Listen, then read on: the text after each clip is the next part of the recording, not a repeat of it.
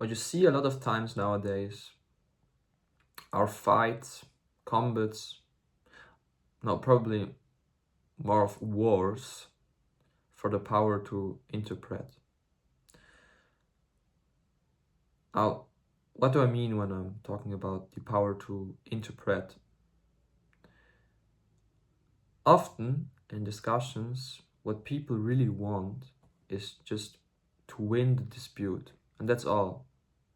In order to win, they use strategies, and these strategies are often harmful for the real search for truth. And you see that in political debates, you see that in discussions about ideology or religion, but also just in conversations and disagreements in your everyday life. Who has to do the dishes now? Problems or disagreements with family, friends, and coworkers. And I want to talk about four strategies which, in my opinion, are harmful for discourse in between people. The first one being that people just tend to talk ad hominem, which means they criticize directed against the person and not really the viewpoint, the stance they're maintaining. And this is a phenomenon which occurs often in politics. And what politicians tend to do is they try to put the other one in a bad light. They try to criticize their stances and their actions more than really focusing and engaging on the real issue, so the topic of discussion. And they don't really discuss, it's not really a conversation, it's more of a putting each other down. They try to depict the other one badly in order to invalidate their claims. Because no one wants to listen to a sexist, no one wants to listen to someone who's racist, and with depicting someone else as a racist, you kind of invalidate their claim, because it surely can't be that this person is telling the truth. It's speaking about reality. Now, a lot of people are also just full of hate and discontent. And what they tend to do is they try to use debate, arguments, as a way of letting off steam. They're not interested in the outcome or in winning. They just try to put others down, to create wide ditches in between people, to spread negativity and to machinate as well. And this is really harmful for discourse. This is preventing the free exchange of ideas, plans, and solutions which are necessary for the problems in our world. And surely harmful. Third thing being, a lot of people are also just,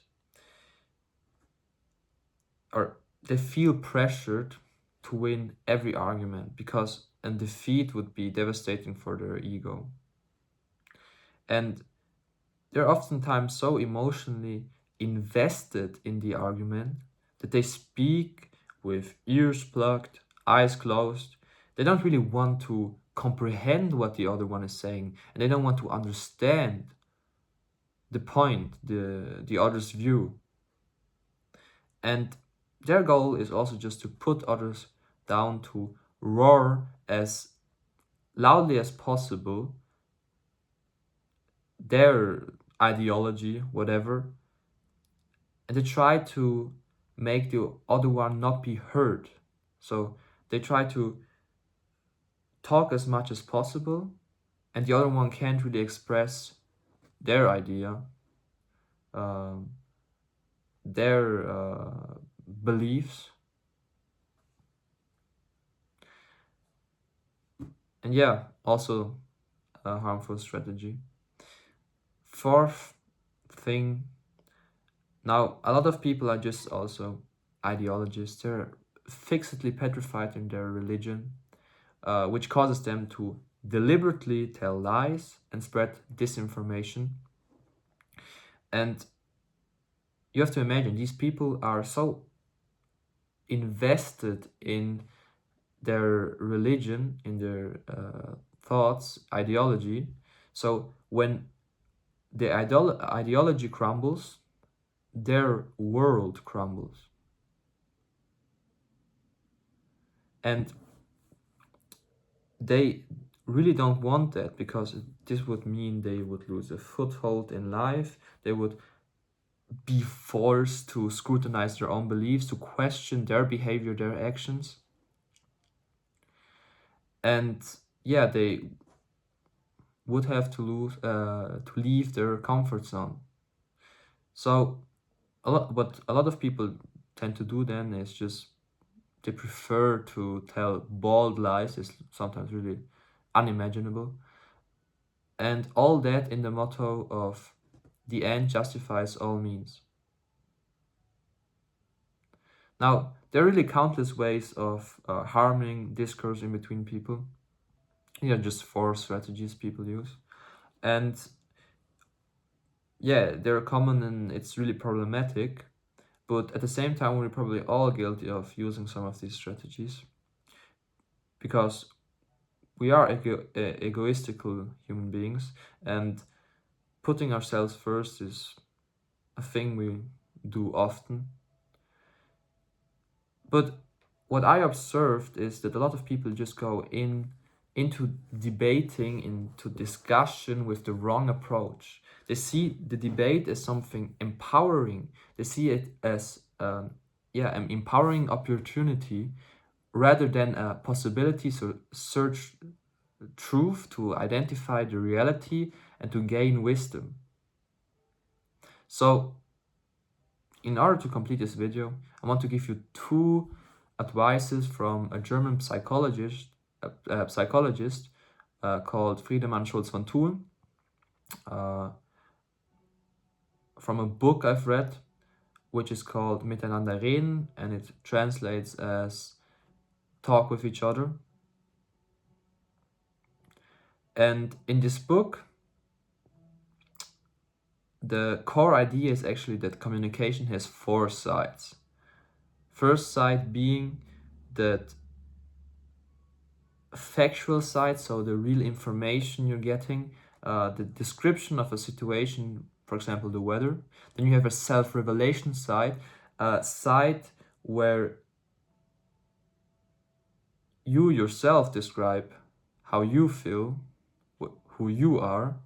Then you have a relationship side where you give information or implying things about how do your counterpart or the speaker and the counterpart stand to each other. How do I feel about you?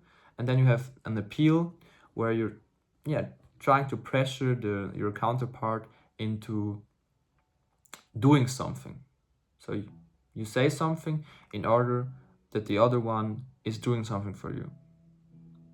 And talking about the 2 advices, it's really important for Friedemann Schulz von Thun to thresh out factual disagreement with factual discussion. So that means no personal attacks, no emotional attachment, and especially no appeals. And when you really have a problem on the relationship side, you have to talk this problem out on the relationship side. So not mixing these sides of communication is important. Now let me give you an example, or let me talk about an example which Friedemann Schulz von Thun gave in his book. A girl wants to go to school, and in order for that, she has to leave the house, right? And the mother shouts, "It's really cold outside, so please put on a jacket."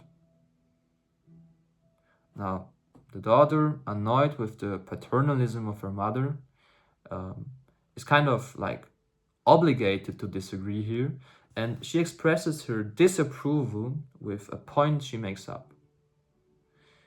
Now, it's not even that cold outside, why should I put on a jacket? Result of that, a disagreement. A disagreement not about a real issue, but about whether it's cold outside or not. Now, what the girl should have done instead of talking about whether it's really cold, she should have addressed the wrong behavior of her mother and, yeah, clarify that she's old enough to identify the temperature outside and to decide for herself whether she wants to wear a jacket or not. But what you have now is a disagreement on the wrong side. So you have a problem, but you discuss it on the other side. It's like stored anger, this stored bitterness. And this is harmful for human connection. Now, second advice, it's important to understand that problems on the relationship side always hold priority to the other ones or to the other sides. And why is that? Problems, personal or emotional, to your speaking partner are always damaging your conversation, because not speaking about these issues only stores anger and this bitterness, this exasperation, whatever. And at the end, it can really explode and escalate in a verbal fight. So before going on with your discussion about something factual, what you should do is really talk about the relationship with your coworker, family member, or friend, and then continue with the factual discussion you had. But clarify the relationship. So talk about what's going wrong in the relationship, and then afterwards you can continue. Because otherwise, there's just this stored negativity, and it's hurting your discourse. Now, at the end, what we all want is just fruitful conversation. So talk with respect and with open ears and open eyes. And yeah, an asset of skills is surely necessary to cope with this negativity, this hatred, this discontent in our times. So I hope this helped, and I only wish you the best. Have a great day.